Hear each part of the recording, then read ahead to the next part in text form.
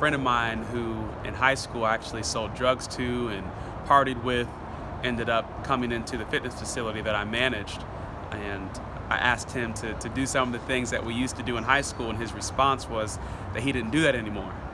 And my curiosity was such that I had to figure out what happened to him. Deep enough to dream in brilliant colors, I am innocent. My name is Gerald Murphy, and God found me at 20 years old after having already known him and been introduced to him as a child. I'd really been walking in the opposite direction of the Lord for about 8 years. And a friend of mine who in high school I actually sold drugs to and partied with ended up coming into the fitness facility that I managed. And I asked him to do some of the things that we used to do in high school, and his response was that he didn't do that anymore. And my curiosity was such that I had to figure out what happened to him. I'd never met anyone who was my age whose conduct aligned with their confession in Christ. And so after sitting on his couch for 6 hours, 2 weeks later, I had an encounter with Jesus.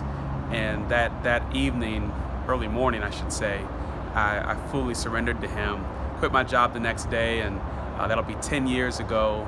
So right now I'm enjoying being a husband and a father. I've got 4 amazing kids, and living in Columbus, Ohio, just really wanting to contend for God's heart and his desire, his ultimate destiny for that city.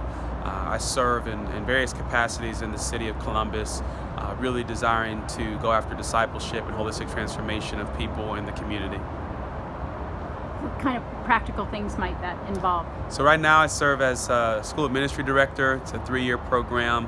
We have students from 18 to 80 years old that are coming and receiving just biblical understanding, really centered around discipleship and how they can engage in community transformation.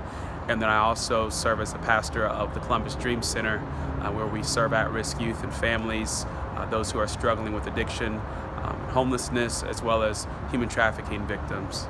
I think the work that you're doing is amazing. The power of storytelling and the opportunity for people to testify of how they met the Lord and ultimately were redeemed by Him, I believe is going to have an incredible impact, so keep it up. Deep enough to dream in brilliant